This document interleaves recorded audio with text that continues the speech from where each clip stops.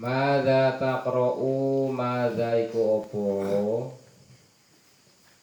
Madza iku opo taqra'u maca sapa sira ba'da takbiratil ihram.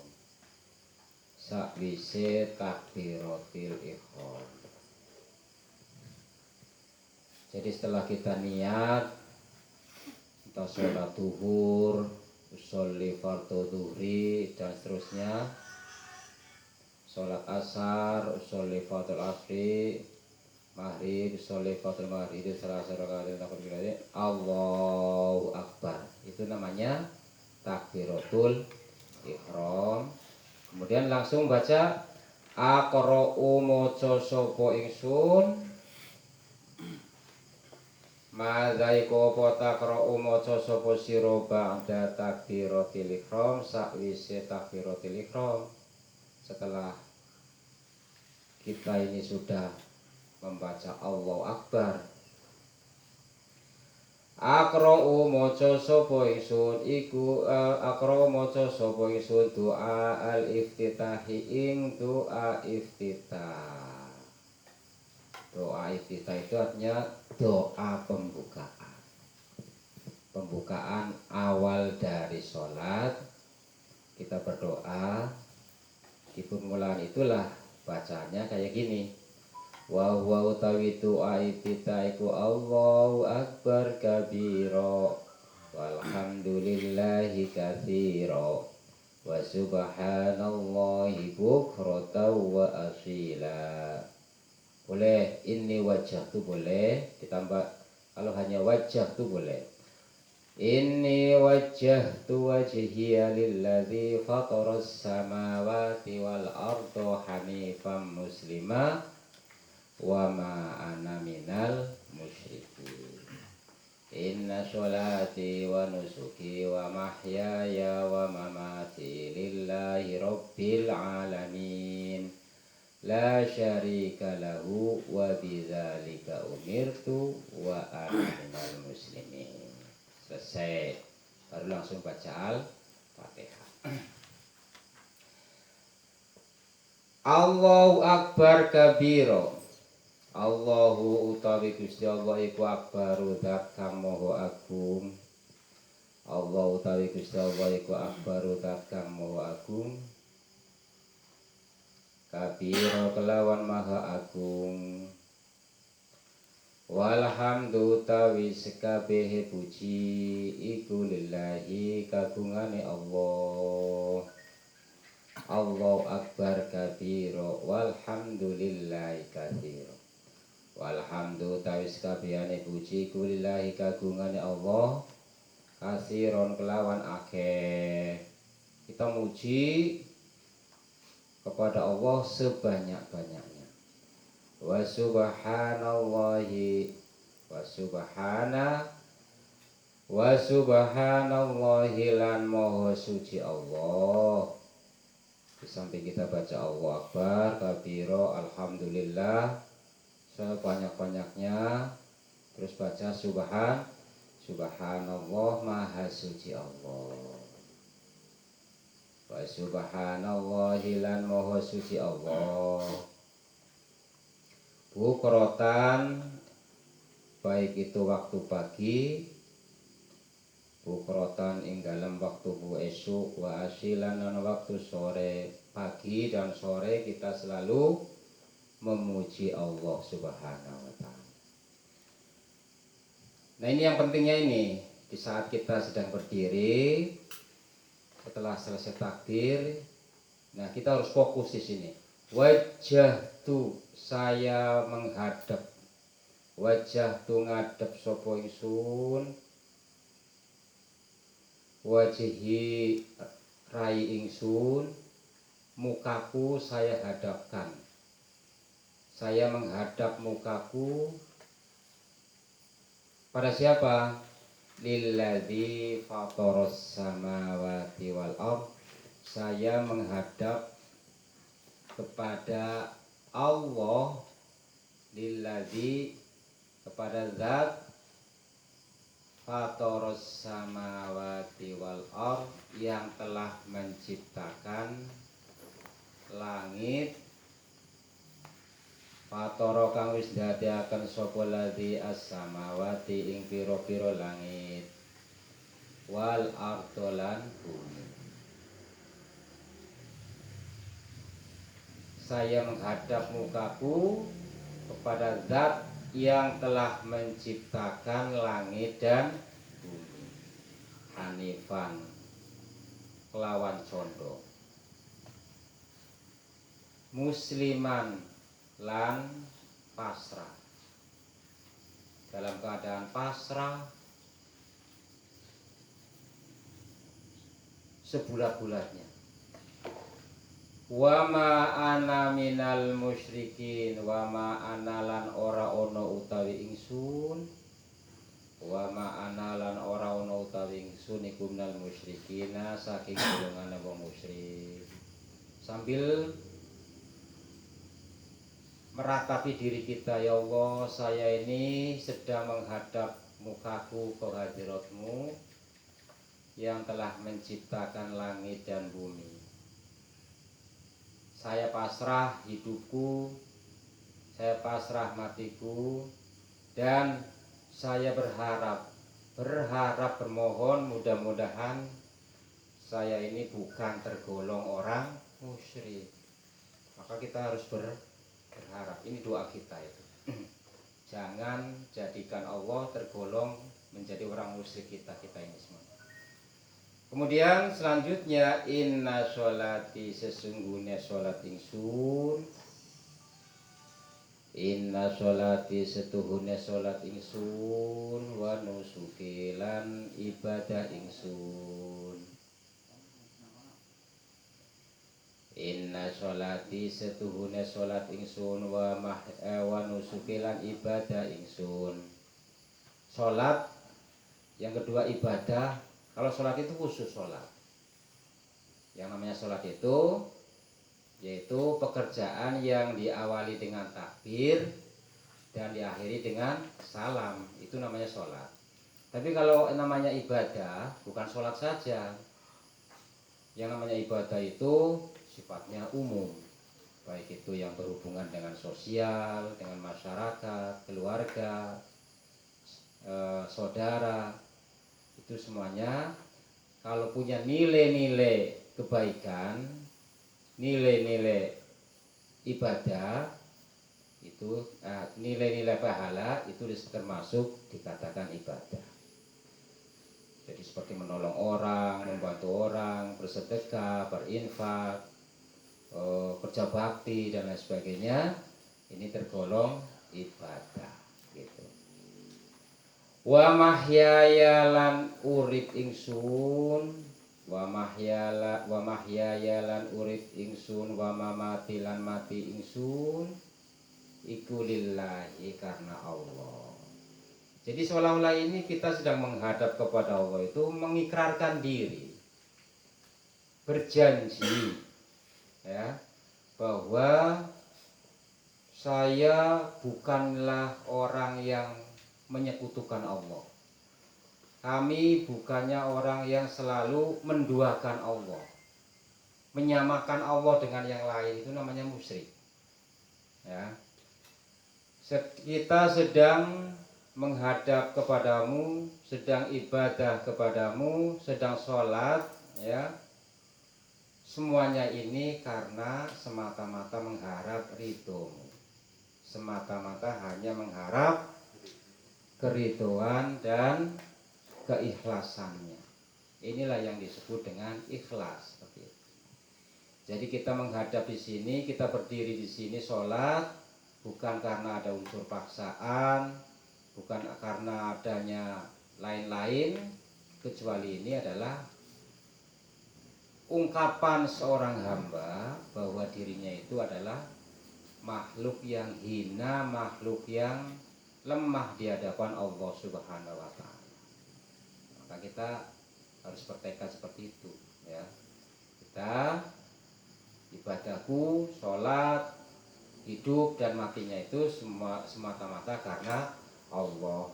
Rabbil alamin kang mengairani wong alam kabeh. Jadi itu. Ini penting sekali. Teruskan dulu. La syarika ora ono kang nyekutoni, tidak ada yang menyerupai. La syarika ora ono kang nyekutoni, ora ono kang madani. Lahu kaduwe Allah. Ora ono kang madani lahu kaduwe Allah.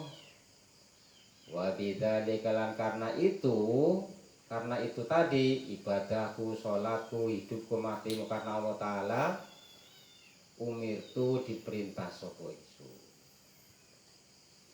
Umirtu diperintah sapa ingsun, maksudnya diperintah untuk menghadap ibadah, menyerahkan hidupnya, menyerahkan matinya hanya karena Allah semata-mata. Seperti itu. Wa bidzalika umirtu, dan dengan sebab itulah umirtu diperintah sapa ingsun. Wa ana minal muslimin, lan setuhune ingsun.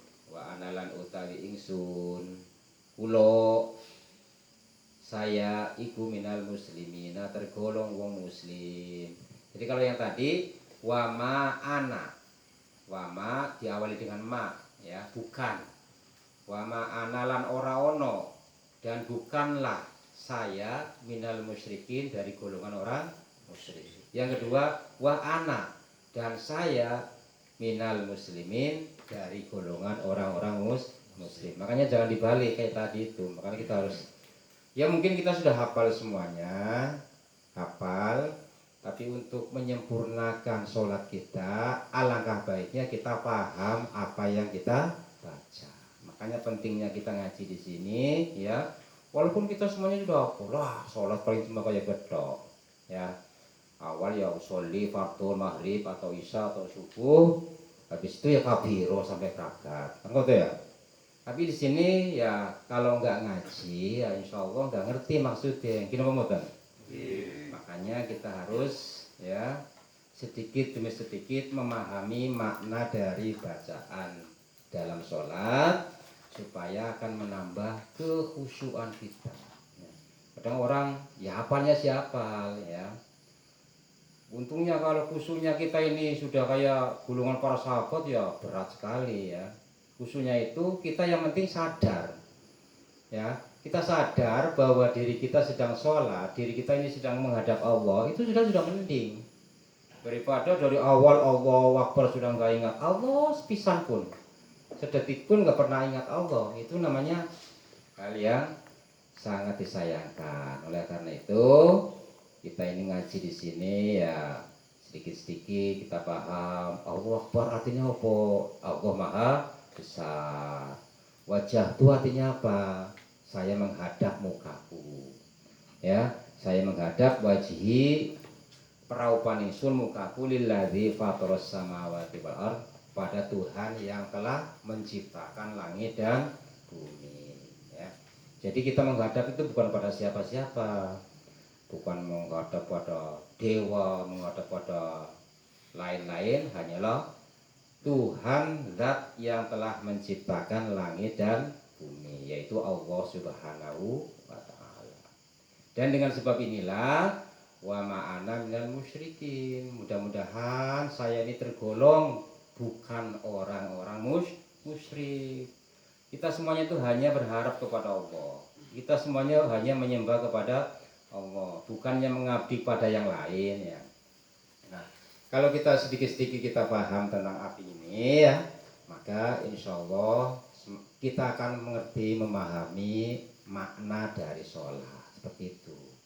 Sehingga kalau kita habis sholat duhur misalnya mau berbuat apa, ingat, oh saya kan sudah janji tadi dalam sholat, inna sholati wa nusuki. Masa habis janji kita nyalain sendiri? Nah itu. Makanya kalau kita paham tentang makna dari sholat, ya, maka perbuatan-perbuatan dosa yang akan dikerjakan itu akan tersetir, direm dengan adanya sholat. Sebab apapun yang akan kita kerjakan yang tidak sesuai dengan keriduan Allah, yang tidak sesuai dengan tuntunan Allah, itu tergolong dosa. Nah, maka kita harus ingat kembali, oh iya tadi saya sudah sholat, saya tadi sudah berjanji kepada Allah bahwa kita itu mau baik, seperti itu. Makanya inilah makna sholat yang dimaksud dengan inna sholata tanha anil fahsya'i wal munkar. Kan begitu ya. Sesungguhnya sholat itu adalah mencegah dari perbuatan keji dan munkar. Itu yang dimaksud seperti ini. Jadi makanya sholat yang paling besar pahalanya itu sholat subuh. Kenapa? Sebab durasi waktunya itu lama. Dari subuh jam 5 misalnya, jam 5, jam 6, jam 7, sampai jam 2, 12, panjang.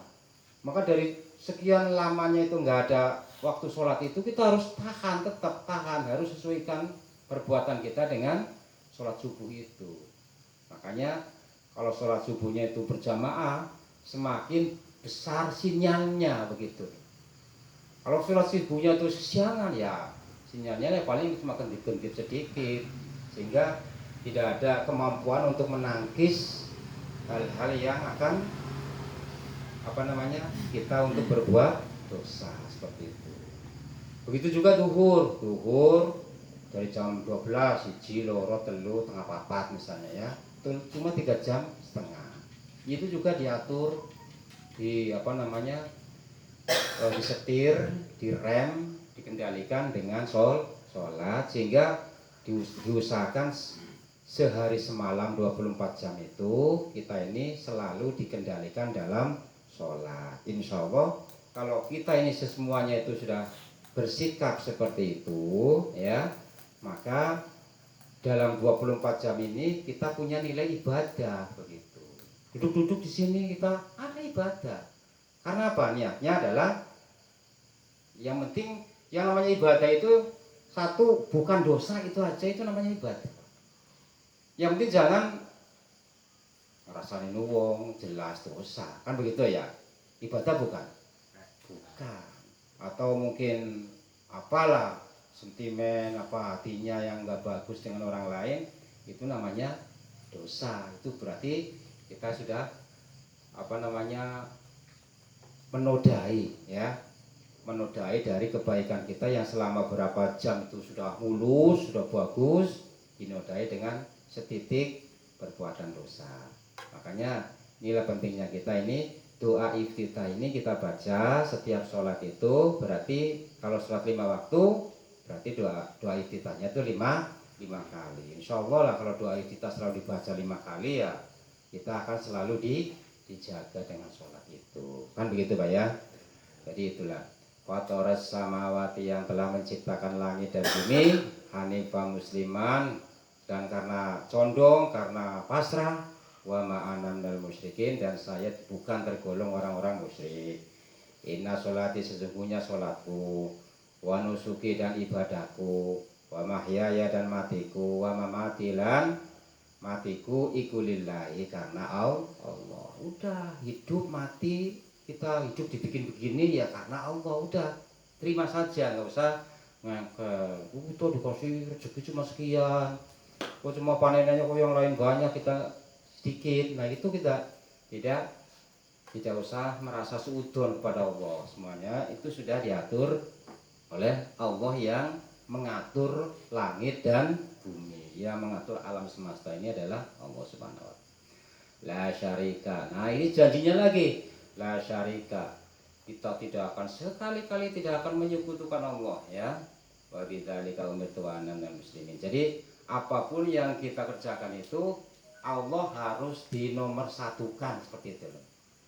Harus dinomorsatukan. Waktunya sholat, nanti dulu lah, kok gaplean dulu misalnya begitu. Sudah waktunya sholat, nanti dulu, ini tanggung acaranya lagi rame-rame nih. Misalnya ada acara bulu tangkis, ada acara bal-balan, ketik lagi. Nanti kalau pas ngeguna kita ngelihat rugi. Nah, lama-lama sholatnya habis. Inilah yang sangat rugi itu begitu. Berarti itu artinya menomorduakan Allah, namanya yang begitu. Kalau Allah dinomorduakan boleh nggak? itu namanya musyrik, sebab menduakan Allah, ya kan begitu. Jadi hal-hal yang sifatnya negatif, sifatnya tidak bernilai ibadah, ya tetap harus didahulukan, ya. Maksudnya kalau yang nilai-nilai ibadah kita kerjakan, ya itu berarti kita hidup menurut aturan Allah, seperti itu. Nah terus selanjutnya, madza taqra'u ba'da du'ail iftitah. Sedikit-sedikit dipahami. Samawat artinya langit, ardo bumi, hanifan cenderung atau condong, musliman pasrah atau muslim. Kalau orang muslim berarti orang yang pasrah, kan begitu ya. Cuma tingkatannya ada mukmin, ada Islam. Islam itu orangnya namanya muslim. Kalau orang yang beriman namanya mukmin. Kalau orang yang dalam ibadahnya itu ikhlas, itu namanya orang mukhlis. Mukhlisin, itu namanya orang yang ikhlas dalam ibadahnya. Tapi tingkatan-tingkatan kita ini sudah sampai ke situ belum? Belum. Ada mukhlis, ada muhsinin. Muhsinin itu orang yang bagus, artinya dalam segala kehidupannya, tingkah lakunya dari bangun tidur sampai mau tidur itu semuanya bagus, punya nilai-nilai ibadah kepada Allah, itu namanya muhsin. Jadi nama-nama predikatnya orang ini tergantung daripada kegiatan kita sehari-hari, seperti itu. Ada yang ya orangnya baru syahadat, ya sudah cukup namanya Islam, orangnya namanya muslim, ya.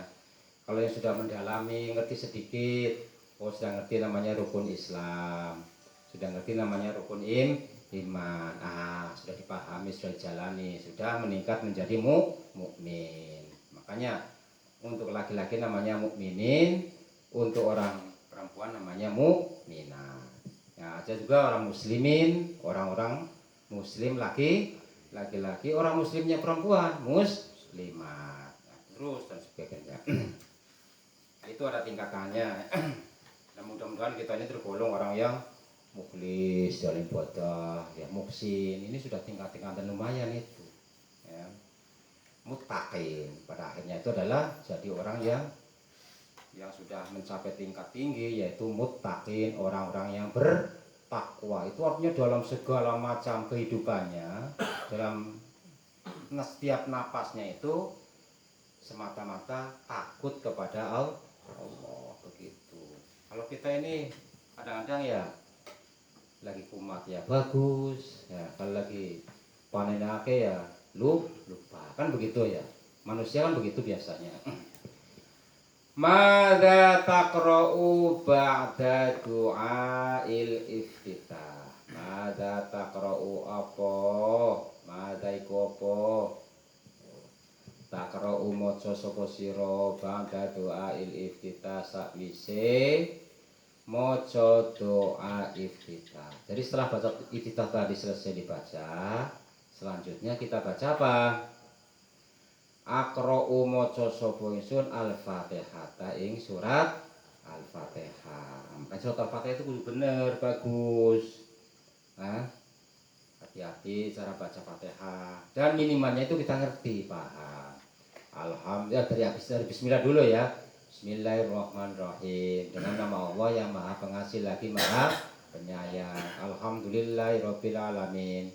Segala puji bagi Allah Tuhan seru sekalian alam. Ar-Rahmanir-Rahim, yang Maha Pengasih, yang Maha Penyayang. Maliki yaumiddin, yang menguasai pada hari pembalasan.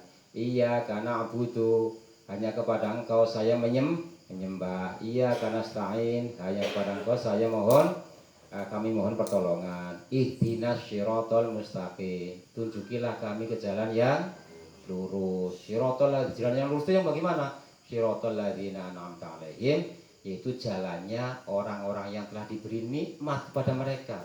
Orang yang diberi nikmat itu ya orang dikasih iman, dikasih syariat, dikasih aturan oleh Allah, kemudian dijalankan, kemudian dia masuk surga. Itulah yang disebut orang yang diberi nikmat, yaitu kayak golongan para nabi, para rasul, para aulia, itu namanya orang-orang yang telah diberi nikmat. Ghairil maghdubi, bukan jalannya orang yang dibenci, orang yang dimurkai, ya. Orang yang dimurkai itu orang yang apa? Yang dimurkai, yang dimarahi oleh Allah, ya. Seperti orang-orang Yahudi, Nasrani dimurkai itu. Waladhdallin, dan bukan jalannya orang yang sesat. Sesat itu artinya ya sesat, yang menyembah matahari, menyembah mak lampir, ya kan? Ada yang menyembah Nyi Roro Kidul, itu sesat yang sesat-sesatnya. Nah, kita dalam baca Fatihah itu harus dipahami, ya Allah, kita mudah-mudahan bukan golongannya orang yang nyembah genderuwo, golongannya orang yang nyembah tuyul, kan begitu ya. Karena orang kan kadang-kadang macam-macam pengen sugih ya. Sampai bukannya nyembah Allah tapi nyembahnya genderuwo dan sebagainya supaya sugih. Karena sugihnya itu sugih dari setan itu. Kita harus dihindari yang begitu. Nah, kita paham tentang surat Al-Fatihah, ya, dibaca setartil mungkin, ya. Jangan kita buru-buru membaca Fatihah yang mentang-mentang sudah hafal, sudah tolin, amin. Kayak sholat tarawihnya wong Blitar kae. Tarawih 23 rakaat cuma 7 menit, ya. Ya boleh, tapi kan rugi, ya kan? Rugi kita berada di bulan Ramadan yang ibaratnya itu tanah subur, tanduri apa saja itu bisa buah. Kok kita hanya sepintas saja melakukan ibadah, cuman asal melakukan ibadah, nggak punya nilai-nilai sama sekali, ya kita rugi. Kita pahami dulu itu Fatihah harus dibaca tartil, ya. Nah, kita juga harus paham surat Al-Fatihah itu ada yang dibaca bismillahnya, ada juga yang tidak dibaca. Boleh nggak kalau orang yang nggak baca Fatihah, baca bismillah? Nah, boleh, nggak apa-apa. Ya, itu menurut madhabnya Imam Maliki seperti itu, ya. Terus ada yang dibaca tapi sir, artinya cukup dalam hati. Sholifatul maghrib, Allah dalam hati. Alhamdulillahirabbil alamin, langsung begitu. Bismillahnya cuma dalam hati. Itu boleh begitu.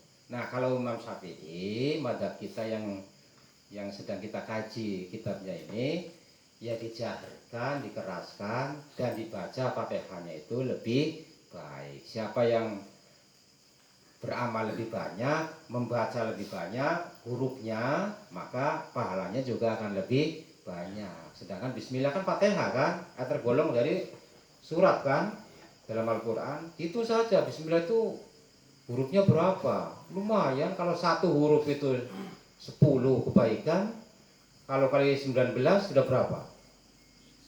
190 kebaikan. Rugi ditinggal sia-sia. Orang semua modal cangkem sedikit kayak bismillahirrahmanirrahim itu aja kabut ya.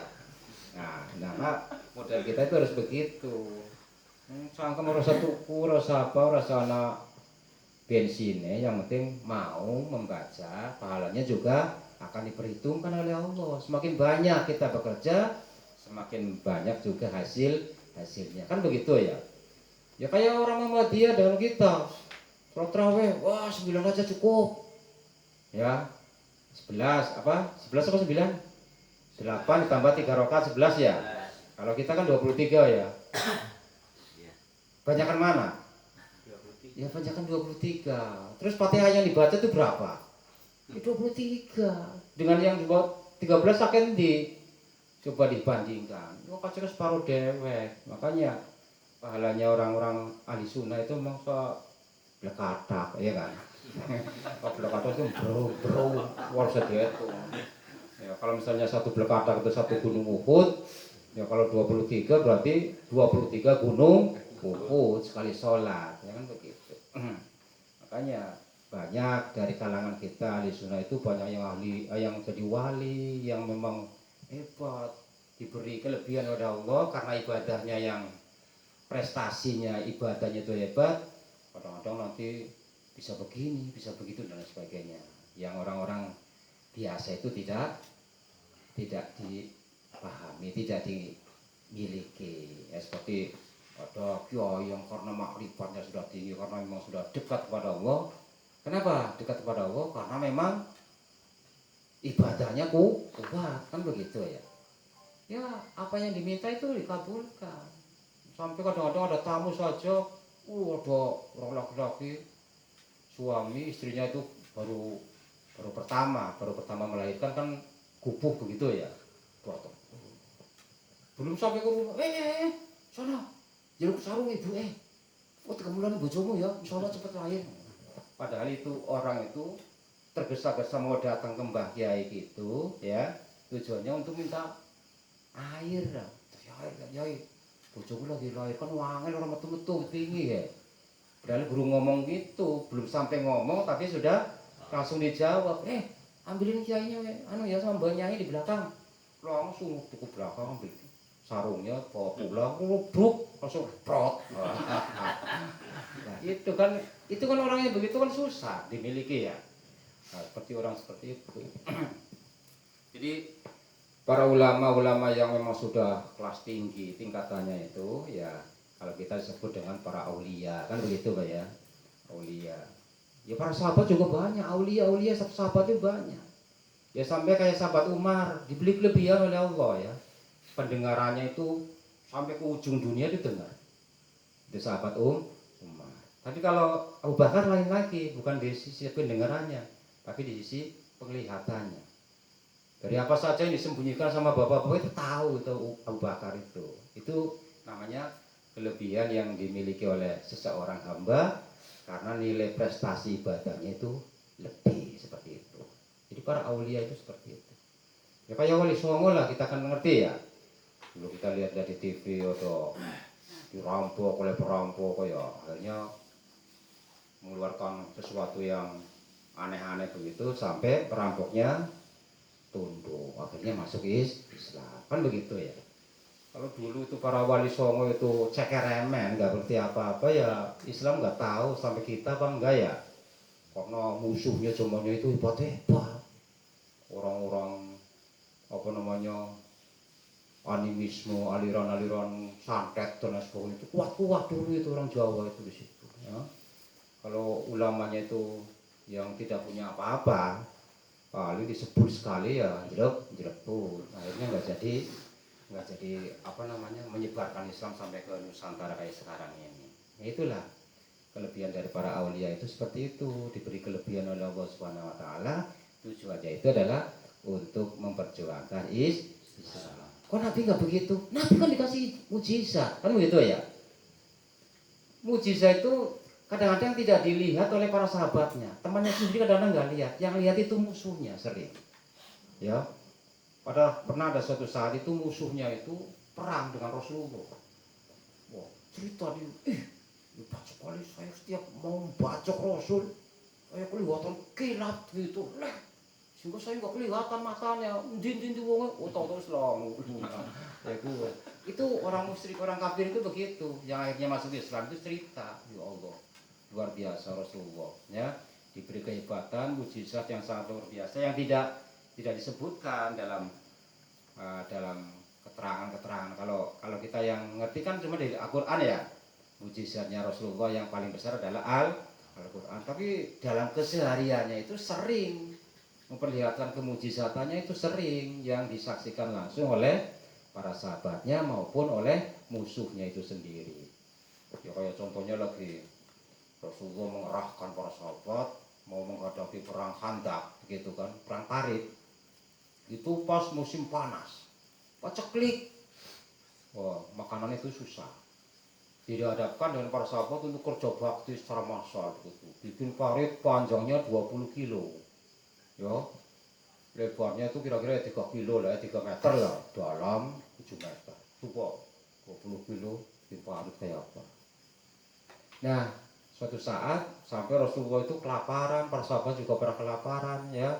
Sampai Rasulullah diganjil perutnya dengan batu, kan begitu wetenge ya. Pernah dengar tuh acara begitu? Ya.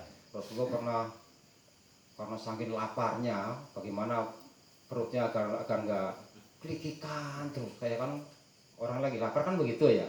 Harus diganjil dengan batu terus dibalut pakai sarung. Nah, rupanya ada salah seorang sahabat yang merasa iba. Mesakno ya Rasulullah kok keluwen ngono sampai diganjel ke wetenge watun perutnya itu. Akhirnya dia secara sembunyi-sembunyi pulang ke rumahnya, ngomong karo bojone, "Mbok, ya Pak, wedhus kasih si cemplet ae beleh ae." "Wah, apa? Wis to meneng ae." Beleh, terus cemplet cilik, wis siji-sijine kuwi dibeleh. Terus, "Oh, anu ke makanannya apa?" "Ayana gandum 2 kilo ini." "Ya wis masak."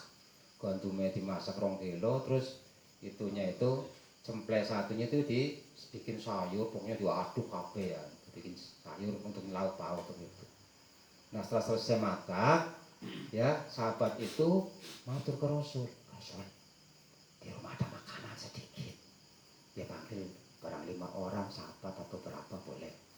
Oleh Rasulullah enggak panggil 2 orang atau 5. "Woi, para sahabatku semuanya. Ayo kita makan bareng-bareng di rumahnya." Lupa saya rumahnya itu. Ih, ini sahabat itu kan merinding. Ya Allah, saya persediakannya cuma 1 ceret misalnya, 1 wajan dengan atau itu dandang nasi sedikit. Ya Allah, Rasulullah manggil orang 10 banyaknya ewon. Nah, Rasulullah tersenyum melihat dia merinding begitu, pucat begitu. Stop, menang ae. Wis diwetik ya, Pak. Tolong jangan diangkat anunya ya. Sayurnya masih tungkunya, terus itunya apanya? Nasinya juga jangan dulu diangkat, di situ aja. Biar nanti saya ngatur begitu. "Oh iya wis Rasul, yuk. Wis karep mulai." Akhirnya apa? Para sahabat itu bergiliran antri. "Ayo, piring-piring rene, jeduk." Jeduk sampai habis ya. Sampai habis orang para sahabat ribuan orang itu kenyang semua. Kemudian tuan rumahnya lihat, "Loh, wis utuh." Ya, sayurnya, dagingnya, apa namanya itu, dengan nasi gandumnya itu masih utuh. Itulah suatu kemujizatan yang sangat hebat yang langsung sehingga para sahabat itu loh, ya setengah ya terharu, setengah ya kagum, ya Allah. Sungguh luar biasanya Rasul, mau dijaga oleh Allah, dilindungi oleh Allah sampai kita sedang kelaparan, war kabeh, ya. Piye, war, alhamdulillah ya Rasul. Makan sepiringin kenyang semua, ribuan orang juga yang. Itulah suatu kemujizatan nyatanya, tapi nggak pernah disebutkan dalam sejarah itu, dalam apa itu nggak pernah. Rasulullah mujizatnya makanan sedikit jadi banyak, nggak pernah diungkapkan begitu. Banyak sekali ya mujizat-mujizat yang dimiliki oleh Rasulullah ya, termasuk juga para aulia seperti itu. Ya, kita lanjutkan. La syarika. Wa Fatihah. Baca surat Al-Fatihah sampai selesai tadi ya. Kita baca dengan tartil, dengan ngerti, menghayati maknanya supaya kita paham. Minimalnya itu apa yang diucapkan oleh lisan kita, hati kita mengikuti sambil pikiran kita itu mengangan-angan, ya Allah, alhamdulillah hari ini kita tuh dikasih apa keberkahan karena sifatnya Allah Ar-Rahmanir Rahim, kan begitu ya. Alhamdulillah kita itu sehat, bisa ibadah. Tonggoku kewingi kok terpapar mati kan. Jadi mikir-mikirnya itu kayak gitu. Jadi kita mensyukuri keberadaan kita yang ada pada saat itu, di saat kita sedang menghadap kepada Allah Subhanahu wa taala dalam keadaan sholat. Terus dilanjutkan dengan baca salah satu Al-Quran, salah satu surat ya, entah yang panjang yang pendek terserah, yang penting membaca salah satu dari surat dalam Al-Quran gitu. Sebenarnya kalau untuk sholat ini ya, ini ada dari para ulama itu ya termasuk sunnah ya, ada bacaan-bacaan khusus suratnya. Misalnya maghrib dulu ya, jadi orang imam yang gampang dulu maghrib, biasanya jamaah paling ramai adalah sholat maghrib kan. Kalau hari Jumat ya, maghribnya itu sholat maghrib rakaat pertama baca kuliah, rakaat kedua baca qul. Itu sunahnya seperti itu. Itu adalah anjuran dari Rasulullah. Kalau hari Sabtu ya, surat yang dibaca disunahkannya itu adalah Falaq bin Nas. Rakaat pertama Falaq, setelah Fatihah, Rakaat kedua setelah Fatihah surat An-Nas, itu hari Sabtu. Hari Ahadnya membaca surat Alam Taro kalau Al-Fil begitu. Untung jadi imam, bacanya panjang-panjang semua. Ini hari apa? Dia harus pikir dulu. Kalau orang yang ngerti, wah, berarti imam ini mudeng gini hari Jumat masa bawanya surat Wadduha. Jumat bacaan surat Sabbihisma bikul a'la. Ya engkres ya. Padahal nggak ngerti jalurnya. Makanya kita harus paham kalau hari Sabtu tadi baca Falak bin Nas maghribnya ya. Salat maghrib dulu ya. Hari Minggunya adalah apa tadi? Al-Fil, Alam Taro kaifa fa'ala rabbuka bi ashabil fil dengan li'ila fi Quraisy ya. Ini li'ila fi faedahnya banyak sekali ya. Kayak tadi itu Rasulullah itu makanan sedikit jadi banyak karena menurut cerita itu dibacain surat Al-Quraisy. Li'ila fi Quraisyin ila fi hindin latashita diwasoi wal ya'budu rabb hadzal bait alladzi at'amahum min ju', yang telah memberikan makan dari orang-orang yang lapar, wa amanahum min khauf, dan memberikan keamanan, memberi rasa tenang dari segala macam ketakutan. Gitu. Jadi kisahnya itu seperti itu. Oh, Rasulullah bacain ini, ya kita ikut-ikut, tiru-tiru. Makanya kalau kita pesta atau apa ya, jangan lupa di belakang itu lihat-lihat. Oh, ini sediaannya itu kayak cukup apa enggak ya? Ya Bismillahirrahmanirrahim. Mudah-mudahan cukup begitu. Jangan diumis-umisin begitu lantas orangnya nggak mau makan. Kadang-kadang kan ada yang pakai ilmu-ilmu santet itu tuh cuma apa namanya jajannya kok dilalainya masih utuh. Bagaimana masih utuh orang mau makan tuh keras-keras begitu. Apalagi dicampi-campin begitu mau makan udah rasa-rasan. Kan rata-rata begitu ya. Di pesta kan cuma diliatin. Monggo Pak, monggo. Nggih. Yang laden sampai monggo-monggo sampai capek tetap enggak nggak dibuka sama sekali. Karena apa? Ya itu sudah. Wah, piye omre piye cukupe. Ngono ku jaluke karo mbah ya ora jaluk. Ya itu begitu. Nah, tapi ya kadang-kadang ada juga kejadian ya, terus lagi masak nemburi. Masaknya ora matang-matang, terus ngejok ya. Beras wis utuh bae piden. Nah, harus juga dijaga seperti itu. Sebab musuh Allah itu banyak, musuhnya kita itu banyak dari setan, apalagi orang-orang yang bersekutu dengan setan. Tapi biar bagaimanapun namanya setan pasti kalah. Kita harus yakin setan pasti kalah dengan kebenaran gitu. Nah, kita dianjurkan ya supaya kita keadaannya aman terus, hati kita selalu tenang dan kita selalu dilindungi oleh Allah Subhanahu wa taala. Maghrib, Falaq bin Nas, Qulhu ya. Jangan lupa ya. Qulhu 3 kali, Falaq bin Nas 3 kali. Syukur ditambah ayat kursi. Itu sampai menjelang pagi itu insya Allah akan dijaga oleh Allah terus. Nah, subuh untuk menyambung sampai siang. Sehingga insya Allah namanya santet apa itu orang lebu gitu ya. Kalau orang-orang kadang-kadang lot mati. Kenapa? Empu kok penyakit apa orang ngerti.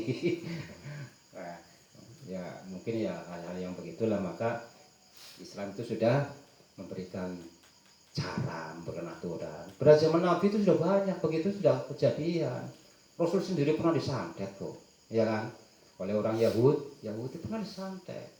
Cuman kalau Rasul kan langsung dijaga oleh Allah, malaikatnya, hati-hati. Ya apa?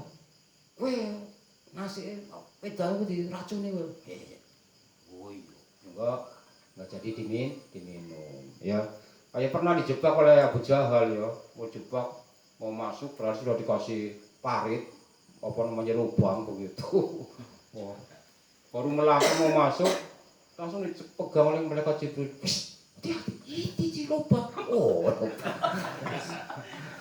akhirnya nggak jadi masuk, ya. Abu Jahal yang sedang pura-pura sakit di belakang. Muhammad. Lupa dia tuh di depannya ada lubangnya sudah dibikin sendiri, jeblos sendiri. Rasulullah panggil, ya Rasulullah datang lah, tetap nolong lah begitu. Kalau aku kan, wapok. Perasaan apa ya? Karena keluar nyong ya, gue ya, kan begitu ya. Tapi kalau Rasulullah tetap iya. Semakin ditolong semakin delep. Wah, orang tuh orang kalau sekitar banyak mau nolong malah delep. Tapi Rasulullah gampang menjulurkan tangannya. Ya kok beriman orang tambah itu sihir apa tuh mati. Sampai saya ditolong malah gue justru sihir apa begitu. Nah itulah orang yang kalau belum dapat hidayah itu biar ketek dengan rapi moto ya, biar sudah diperlihatkan kehebatannya tetap tidak percaya seperti itu. Makanya alhamdulillah kita itu walaupun jauh dari Arab ya kan, dari pelosok-pelosok desa itu masih kebagian Islam. Makanya nikmat yang paling besar di dunia ini adalah nikmat iman dan Islam. Kita harus dijaga seperti itu. Kasihan mereka-mereka yang masih belum ngerti Islam, belum ngerti iman. Kita yang sudah Islam dari bayi, dari kecil ya kita harus paham supaya kita sholat 5 waktu paham. Oh, sholat 5 waktu itu maksudnya begini. Nah, dipahami sehingga sholat kita yang dikerjakan hari-hari itu ada dampak dalam kehidupan bermasyarakat begitu. Misalnya kita mau nyeleneh sirikan dengan orang lain kan sudah direk, jangan. Kita itu kalau sirikan dengan orang lain tidak cocok dengan sholatnya. Kamu kan tadi sudah sholat. Oh iya menjadi seperti itu. Makanya sedikit-sedikit mari kita pahami ya. Pertama tadi doa kita, kemudian dilanjutkan dengan baca surat Al-Fatihah ya, kemudian dilanjutkan dengan surat. Ulang lagi, untuk maghrib hari Jumat adalah Falak bin Nas, maghrib hari Sabtu kuliah kali kulhu ya kan. Kalau hari Sabtu Falak bin Nas, hari Minggu Alam Taro dengan liila. Kalau hari Selasa Aro'eta dengan inna. Hari Selasa Aro'eta lagi juga dibukitin dengan inna. Maghrib ini dimasuk maghrib ya. Inna atau enak kalau kau enak sedikit-sedikit kok. Surat-surat pendek-pendek, orang sepanjang-panjang. Hari Rabunya sama dengan hari Sabtu. Hari Rabu sama dengan hari Sabtu yaitu Falak bin Nas. Hari Kamisnya sama dengan hari Minggu. Yaitu hari Kamis sama dengan hari Minggu yaitu apa? Bukan, sama dengan hari Senin yaitu Aro'aital ladzi sampai dengan inna. Dan untuk hari Jumat khusus tadi yaitu surat Al-Kafirun dengan surat Al-Ikhlas. Itu dipahami dulu. Insya Allah itu dulu dipahami. Nanti isanya apa, hari Jumat apa, isya hari Sabtu apa, isya hari Minggu, Senin dan sampai seterusnya sampai subuh dan sebagainya terus. Tapi ada subuhnya itu ada yang panjang-panjang. Ada surat Al-Munafikun, ada surat Al-Insan begitu. Tapi ya kalau kita belum sampai menjangkau sana ya cukup lah buku kuliah apa lumayan ya, daripada suratnya kawan surat ini atau sudah bernongol bacanya surat Al-Insan yo. Surat Al-Munafikun itu akan munafikun qalu inna kala rasulullah wallahu yashhadu inna yo. Durung rokat pertama wis mentongol sengenge. Kok bisa. Ya terus lihat dari kondisinya. Okelah. Jadi ini mungkin hanya ini saja ya. Dari surat Fatihah insyaallah pada berikutnya madza taqra'u fi ruku'. Ya. Madza taqra'u fil i'tidal. Ruku itu membungkuk begini ya. Ruku. I'tidal itu bangunnya. Berdiri tegak, bangun dari ruku namanya i'tidal. Bacanya ada semuanya. Kemudian habis i'tidal langsung sujud. Dalam sujud apa? Insyaallah pada pertemuan yang akan datang. Wallahu a'lam. Al-Fatihah.